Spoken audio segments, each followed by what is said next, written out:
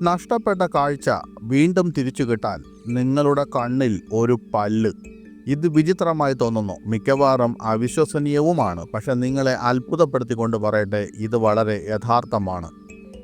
കാനഡയിൽ നിന്നുള്ള 75 വയസ്സുള്ള ഗെയിൽ ലെയ്ൻ എന്ന സ്ത്രീക്ക് 10 വർഷം മുമ്പ് ഓട്ടോ ഇമ്മ്യൂൺ ഡിസോർഡർ കാരണം കാഴ്ച നഷ്ടപ്പെട്ടു. അവരുടെ കോർണിയയ്ക്ക് വല്ലാതെ പരിക്കേൽക്കാൻ കാരണമായി. ഇന്ന് ഇത്തരത്തിലുള്ള ആദ്യത്തെ ഒരു നടപടിക്രമത്തിലൂടെ അവർക്ക് വീണ്ടും പ്രകാശവും രൂപങ്ങളും കാണാൻ കഴിയുന്നു. ഓസ്റ്റിയോ ഒഡോണ്ടോ കെറോട്ടോപ്രോസ്റ്റസിസ്, അല്ലെങ്കിൽ വളരെ ലളിതമായി പറഞ്ഞാൽ ടൂത്ത് ഇൻ ഐ സർജറി എന്ന് വിളിക്കപ്പെടുന്ന ഈ ശസ്ത്രക്രിയയിൽ രോഗിയുടെ കാഴ്ച പുനഃസ്ഥാപിക്കാൻ സഹായിക്കുന്നതിന് സ്വന്തം പല്ല് തന്നെയാണ് ഉപയോഗിക്കുന്നത്. ഈ പ്രക്രിയ എങ്ങനെ പ്രവർത്തിക്കുന്നു എന്ന് ഈ വീഡിയോയുടെ അവസാനം നമ്മൾ ചർച്ച ചെയ്യുന്നു. ആദ്യം നമ്മൾ ഈ രോഗിയിലേക്ക് തന്നെ പോകുന്നു. ന്യൂയോർക്ക് പോസ്റ്റ് പ്രകാരം ഫെബ്രുവരിയിൽ വാൻകൂവറിലെ മൗണ്ട് സെയിൻറ്റ് ജോസഫ് ഹോസ്പിറ്റലിൽ ഗെയിൽ ലെയ്ൻ അസാധാരണമായ ഈ ശസ്ത്രക്രിയയ്ക്ക് വിധേയയായി. 10 വർഷത്തെ ഇരുട്ടിന് ശേഷം അവൾക്ക് ഒടുവിൽ തൻ്റെ പങ്കാളിയുടെ മുഖവും തൻ്റെ പ്രിയപ്പെട്ട നായയുടെ ആട്ടുന്ന വാലും ആദ്യമായി കാണാൻ കഴിഞ്ഞു.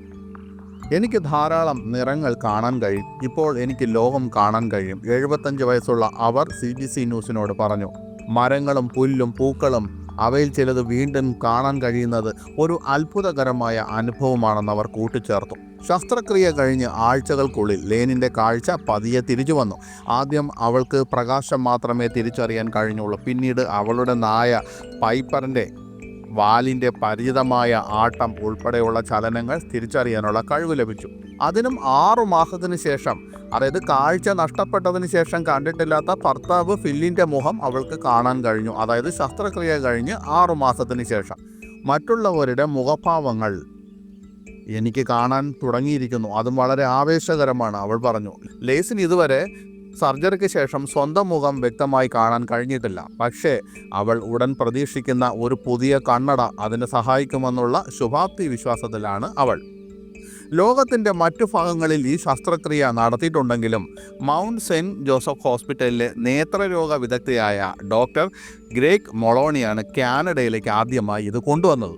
ഇത് സങ്കീർണവും വിചിത്രവുമായ ഒരു ശസ്ത്രക്രിയയാണ്. പക്ഷേ അടിസ്ഥാനപരമായി ഇതിൽ കോർണിയ മാറ്റി സ്ഥാപിക്കൽ ഉൾപ്പെടുന്നു, മൊളോണി CBC ന്യൂസിനോട് പറഞ്ഞു. ശസ്ത്രക്രിയകളും റിക്കവറിയും അസ്വസ്ഥത ഉണ്ടാക്കുന്നതായിരുന്നുവെങ്കിലും വേദനാജനകമല്ലെന്ന് ലെയ്ൻ വിശേഷിപ്പിച്ചു. ഇത് വളരെ കാലമായിരിക്കുന്നു, ഒരു നീണ്ട കാത്തിരിപ്പായിരുന്നു, പക്ഷേ ഈ ഫലത്തിൽ വിലമതിക്കുന്നു, അവർ പറഞ്ഞു. ലെയ്ൻ ഗ്ലോബൽ ന്യൂസിനോട് പറഞ്ഞു, കാഴ്ച നഷ്ടപ്പെടുന്നത് വലിയ ദുരന്തമായിരുന്നു. അത് വളരെ ദുഃഖകരമായിരുന്നു. പെട്ടെന്ന് കാണാൻ കഴിയാതെ പോയ എല്ലാ കാര്യങ്ങളെയും കുറിച്ച് ഞാൻ ചിന്തിച്ചു. എനിക്ക് ഇനി അവ വീണ്ടും കാണാൻ കഴിയുമോ എന്ന് ഞാൻ ചിന്തിച്ചിരുന്നു. എന്നാൽ ഇപ്പോൾ ഞാൻ സ്വാതന്ത്ര്യം ആസ്വദിക്കാൻ ആഗ്രഹിക്കുന്നു.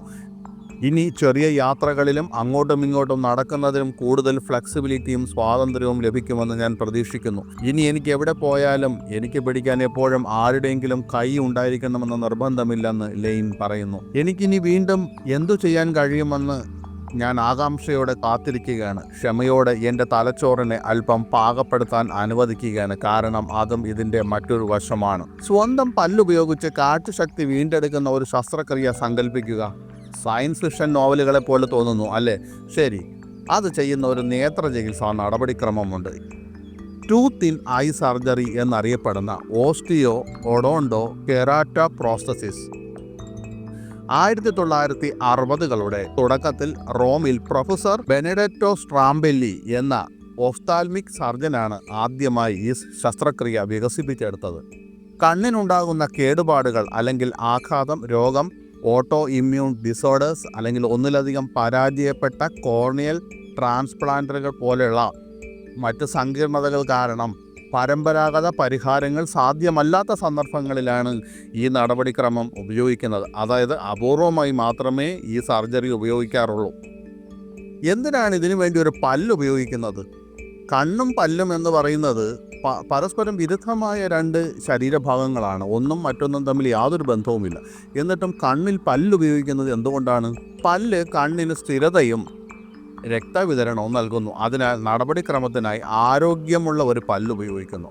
മിക്ക കേസുകളിലും കനൈൻ പോലുള്ള സിംഗിൾ റൂട്ട് പല്ലാണ് ഉപയോഗിക്കുന്നത്. കാരണം ഇത് ഏറ്റവും മികച്ച ഫിറ്റ് നൽകുന്നു.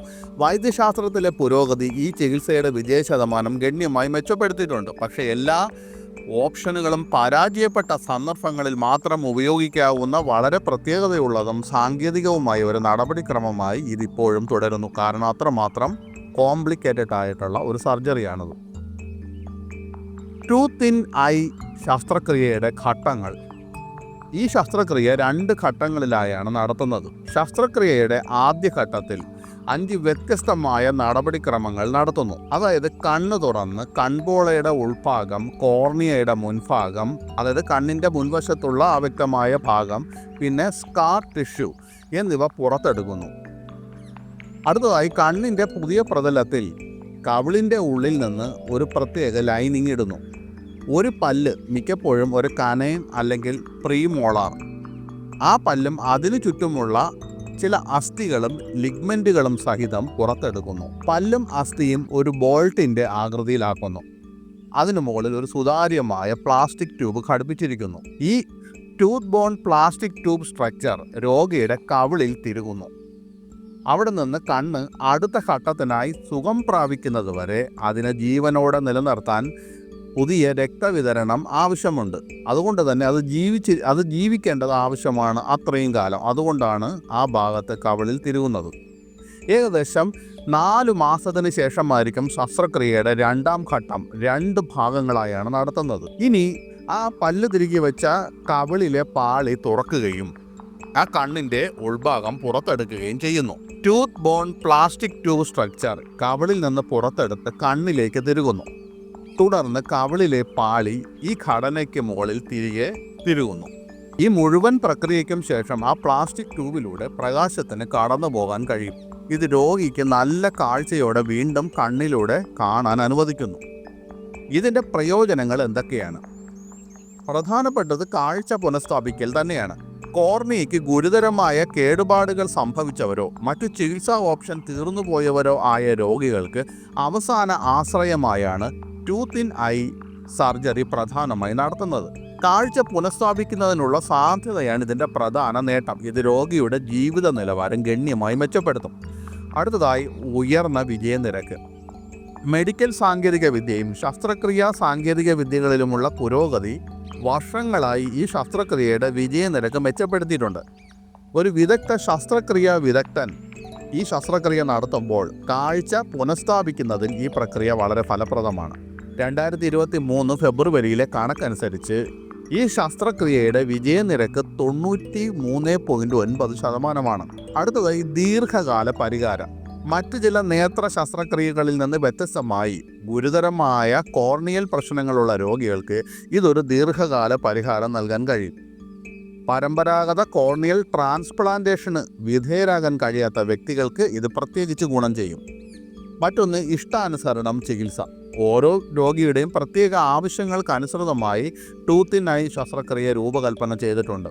പല്ലിൻ്റെ തിരഞ്ഞെടുപ്പും നടപടിക്രമങ്ങൾ ഇഷ്ടാനുസൃതമാക്കലും കാഴ്ച പുനഃസ്ഥാപിക്കുന്നതിനുള്ള ഒരു വ്യക്തിയുടെ വ്യക്തിഗതമായ സമീപനമാണെന്ന് ഉറപ്പാക്കുന്നു. ഇനി ഇതിൻ്റെ പരിമിതികൾ എന്തൊക്കെയാണ്? പ്രധാനപ്പെട്ടത് സങ്കീർണത. ടൂത്ത് ഇൻ ഐ സർജറി എന്നത് ഏറെ സങ്കീർണമായ ഒരു പ്രക്രിയയാണ്. ഇതിന് വിപുലമായ പരിശീലനവും പരിചയവുമുള്ള ഒരു ഉയർന്ന ശസ്ത്രക്രിയാ വിദഗ്ധനെ ആവശ്യമുണ്ട്.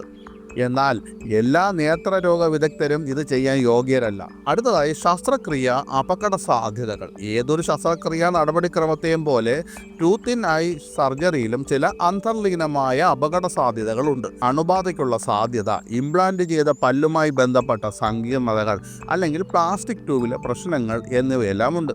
ഇനി അടുത്തത് ഏറ്റവും പ്രധാനപ്പെട്ട, അത് നമ്മുടെ മനഃശാസ്ത്രപരമായി തന്നെ നമ്മളെ ബാധിക്കുന്ന ഒരു വിഷയമാണ് മോശം സൗന്ദര്യവശം. ശസ്ത്രക്രിയയ്ക്ക് ശേഷം കണ്ണ് സ്വാഭാവികമായ കണ്ണിൻ്റെ അതേപോലെ കാണപ്പെടില്ല. കാരണം കണ്ണ് നമ്മുടെ സൗന്ദര്യത്തിൻ്റെ ഒരു ഭാഗമാണ്. അപ്പോൾ കണ്ണ് ആ പഴയതുപോലെ കാണപ്പെടില്ല. കൂടാതെ രോഗിയും മറ്റുള്ളവരും പരിചിതമായതിൽ നിന്ന് അതിൻ്റെ രൂപം വളരെ വ്യത്യസ്തമായിരിക്കും. ചില വ്യക്തികൾക്ക് ഈ വശം വളരെ വെല്ലുവിളി നിറഞ്ഞതായി തോന്നിയേക്കാം. അതായത് അതിൻ്റെ രൂപം ഒട്ടും ആകർഷകമായി തോന്നില്ല.